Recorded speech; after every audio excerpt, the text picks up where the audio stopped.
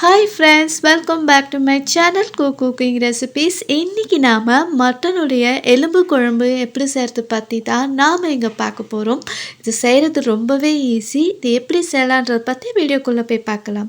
ஒரு பவுலில் நான் இங்கே 1 டேபிள் ஸ்பூன் கோதுமை மாவை எடுத்திருக்கேன். அதை இதில் பவுலில் போட்டு நல்லா தண்ணியை ஊற்றி தேவையான அளவுக்கு உங்களுக்கு எந்த பதத்தில் வேணுமோ அதுக்கேற்றாற் போல் நீங்கள் நல்லா இதை மிக்ஸ் பண்ணிக்கோங்க.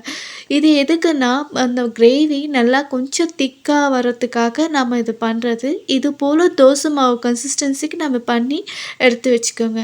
இங்கே ஒரு குக்கரை நான் ஹீட் பண்ணியிருக்கேன். அதில் நல்லெண்ணெயை ஒரு 3 டேபிள் ஸ்பூன் ஊற்றிருக்கேன்.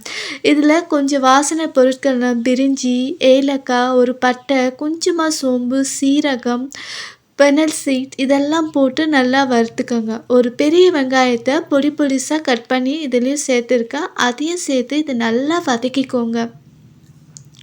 ஓரளவுக்கு பொன்னிறமாக வந்த உடனே நாம் எடுத்து வச்சுருக்கிற மட்டன் எலும்புகளை இதோடு சேர்த்து போட்டுக்கோங்க. இந்த மட்டன் எலும்பை நான் 200 கிராம் எடுத்திருக்கேன். இதை நல்லா சுட தண்ணியில் போட்டு நல்லா வாஷ் பண்ணி பச்சை வாசனை போகிற வரைக்கும் மஞ்சள் தூளோ இல்லைன்னா தயிர் போட்டு நல்லா வாஷ் பண்ணி இதை எடுத்து வச்சுக்கோங்க. தேவையான அளவு உரிச்ச பூண்டையே நான் கட் பண்ணி போட்டிருக்கேன். இங்கே 1/2 டேபிள் ஸ்பூன் நான் இஞ்சி விழுது பூண்டு விழுதியும் சேர்த்து போட்டிருக்கேன். கூடவே இடித்த இஞ்சியும் போட்டிருக்கேன். ஒரு பெரிய தக்காளியும் இங்கே கட் பண்ணி சேர்த்துருக்கேன். இது எல்லாத்தையும் பச்சை வாசனை போகிற வரைக்கும் நல்லா வதக்கி எடுத்துக்கோங்க. இங்கே நான் கொஞ்சமாக 1 டேபிள் ஸ்பூன் இல்லைன்னா 1/4 டேபிள் ஸ்பூன் நீங்கள் காஷ்மீரி மிளகாய்த்தூள், ஒரு பச்சை மிளகாய், கொஞ்சமாக மஞ்சள் சேர்த்துருக்கேன். இது எல்லாத்தையும் நல்லா மிக்ஸ் பண்ணிக்கோங்க. வாசனைக்காக இங்கே 1 கப்பு நான் புதினா இலை, 1/2 கப்பு நான் கொத்தமல்லியை சேர்த்துருக்கேன். இது எல்லாத்தையும் நல்லா மிக்ஸ் பண்ணிக்கோங்க. இந்த டிஷ்ஷுக்கு தேவையான உப்பையும் போட்டு நல்லா மிக்ஸ் பண்ணிக்கோங்க.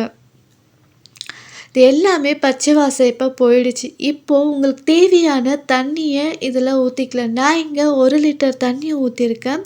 நல்லா ஊற்றி நல்லா மிக்ஸ் பண்ணிக்கோங்க. மிக்ஸ் பண்ணி அது குக்கர் லிட்டை போட்டு மூடிட்டு விசில் ஒரு 10 விசில் வர வரைக்கும் நீங்கள் அதை வேக வச்சு நாம் எடுத்துக்கலாம். இப்போ விசில் திறந்து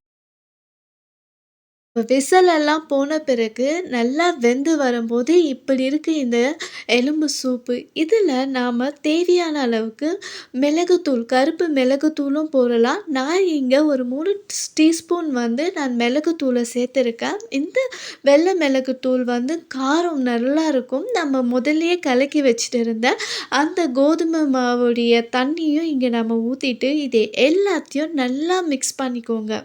மிக்ஸ் பண்ணும்போது குறைஞ்ச இது ஒரு 15 நிமிஷம் கொதிக்க விடுங்க. கொதித்து வரும்போது அது நல்லா கெட்டித்தன்மை வரும்.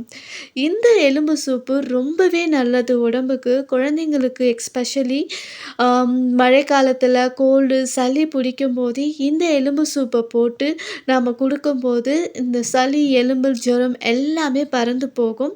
கடைசியாக மல்லி இலையை தூவி இது இறக்கிக்கோங்க. பார்த்தீங்கன்னா இது போல் இது கன்சிஸ்டன்சியில் இருக்குது. ரொம்பவே டேஸ்ட்டாக ஹெல்த்தியான ஒரு மட்டன் எலும்பு சூப்பு. இந்த டைப் உங்களுக்கு பிடிச்சிருந்தா வீட்டில் நீங்கள் செஞ்சு என்ஜாய் பண்ணலாம். இது எப்படி வந்தது சொல்லி எனக்கு கமெண்ட்